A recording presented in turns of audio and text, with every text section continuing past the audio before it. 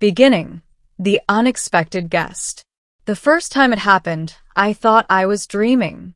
I had just arrived at the remote research station on Zithra 9, a barren planet on the outer edge of known space. My assignment was simple: catalog local flora and fauna and run environmental scans to prepare for future colonization efforts. Boring, isolated work, but the solitude had its perks. The station itself was a small cluster of metal modules connected by airtight corridors.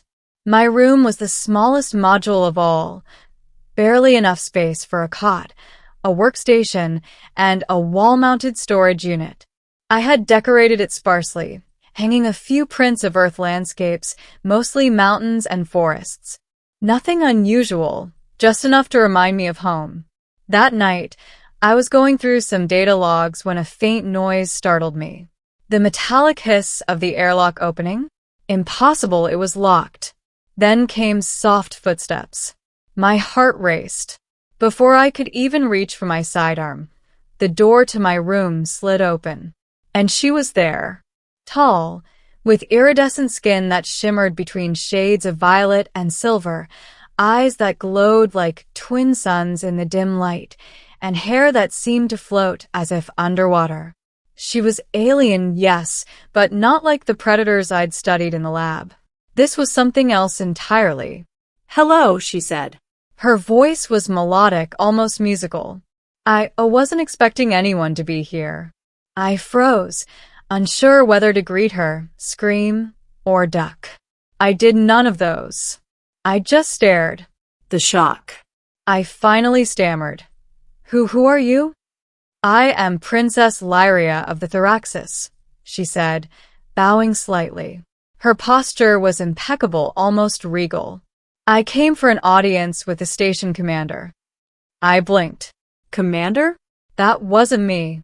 The real commander was on Earth inspection duty. You mean me?" I asked cautiously. She studied me with those glowing eyes and nodded slowly. "Apparently." I swallowed. "Okay, but why are you in my room?" Her gaze fell, and she froze mid-step. Then she gasped. Not a small intake of breath, but the kind that seems to stop the entire room's air circulation. I followed her gaze, and that's when I saw it. The artifact. It wasn't just an ordinary object.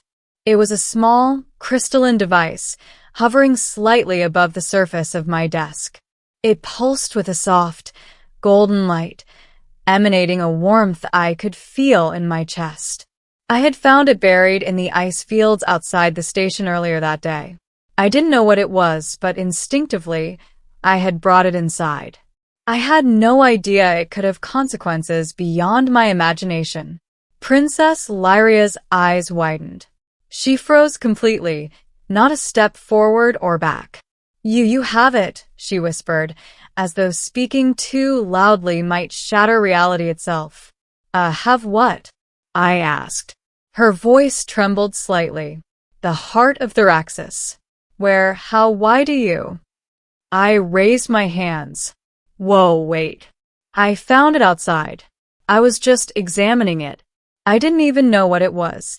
She took a deep breath, her glow dimming slightly, and straightened her posture. "The consequences of this you may not understand." I had no idea. And judging by the sudden tension in the room, whatever this artifact was, it was far beyond anything I had imagined. The history of the heart. Over the next hour, Princess Lyria cautiously approached the artifact while I stayed back, hands raised.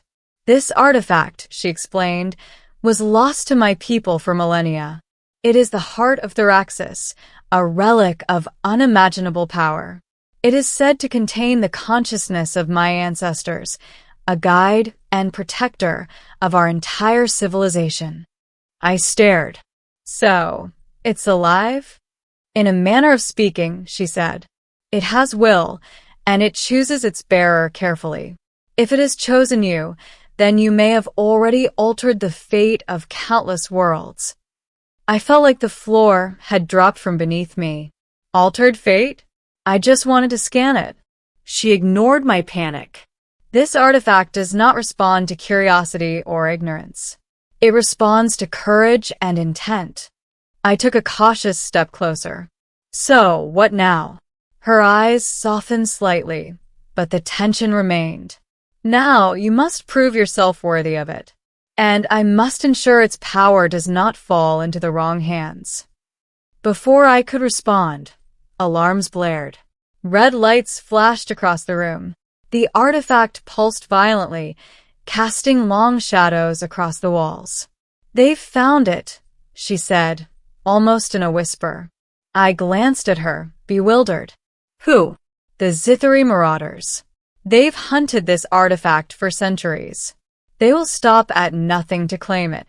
And just like that, my quiet research mission turned into a fight for the survival of the galaxy, or at least that's what it felt like. The escape. Princess Lyria moved quickly, her body flowing with uncanny grace as she directed me to the station's secondary shuttle bay. "You must keep it safe," she said, pointing at the artifact. "It will guide you, but only if you act with courage." I nodded, terrified. "Yeah, I think I understand." She gave me a sharp look. "No, you do not. But you will learn." By the time we reached the shuttle, the station's main docking bay was under attack. Zithari Marauders had arrived, their ships cutting through the atmosphere like jagged comets. "Board quickly," Lyria commanded. I did as told, lifting the artifact carefully. The moment I held it in my hands, the glow intensified, enveloping the shuttle cockpit in radiant light. "Does it do something?" I asked. "It will protect us if we trust it," she replied. As the shuttle launched, the artifact emitted a pulse, and energy shields formed around us, deflecting incoming fire. The Marauders' weapons glanced harmlessly off the glowing aura. I had never seen anything like it, and I knew instinctively this artifact had chosen me, the bond. Hours later, after escaping the immediate threat, Princess Lyria and I were alone aboard the shuttle. She sat across from me, watching the artifact float between us. "You have courage, human," she said quietly. "Courage?" I was terrified the entire time.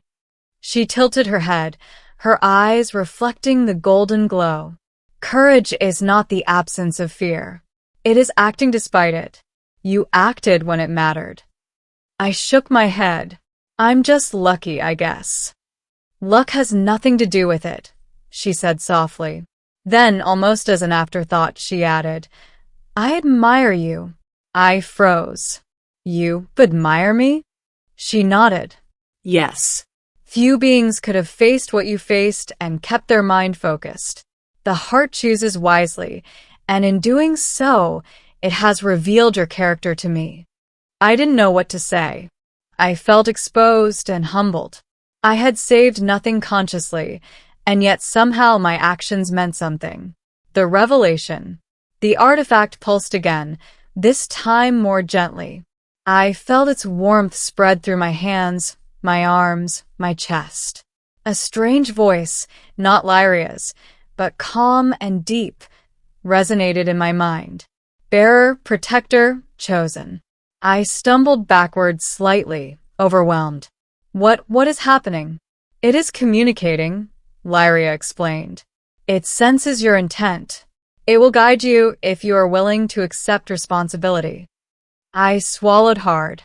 I don't know if I'm ready." "You do not have a choice," she said firmly. "The heart has chosen you. Now, the galaxy will follow." I realized then that everything had changed. My quiet life, cataloging plants and rocks, was gone. I was now part of something far bigger, something dangerous, something extraordinary. And Princess Lyria was by my side, watching me with an intensity that left me feeling both exposed and inspired. The chase. Over the next several days, we navigated through hostile space, avoiding the Marauders at every turn. The heart guided our path, revealing safe routes and even communicating warnings through subtle pulses of energy. I began to understand the bond it had created. Not just with me, but with Lyria as well. She had a deep connection to it, an instinctual understanding, and together we acted as one. At one point, we had to make a daring maneuver through an asteroid field. Ships chasing us fired relentlessly. I held the heart tightly, trusting its guidance. Lyria took over navigation, her hands steady and precise. With its guidance and our combined courage, we made it through unscathed. I realized then that this was what she had admired about me. The willingness to act, to make decisions under impossible pressure. Ending a shared destiny. After weeks of travel, we reached a hidden sanctuary planet where Lyria's people had safeguarded the heart for generations. She turned to me as we landed, her eyes glowing softly. You have proven yourself, not just to me, but to the heart itself. I exhaled, exhausted and overwhelmed. I didn't do anything extraordinary. You did, she said firmly. You faced fear, uncertainty, and acted. That is courage. That is worth admiration. She stepped closer. And more than that, you have become a part of something far greater than either of us. The heart has chosen us as protectors. I looked at the artifact, its light reflecting in her eyes. And for the first time, I felt a sense of purpose beyond my lonely, small life. She extended her hand to me. Together? I took it without hesitation. The heart pulsed brighter than ever, as if approving. And somewhere in that glow, I realized the truth. She had entered my room, stopped cold, and in that moment, destiny had begun. For the first time in my life, I understood courage, responsibility, and the weight of extraordinary trust. And I knew one thing for certain. Whatever the galaxy threw at us next, we would face it together.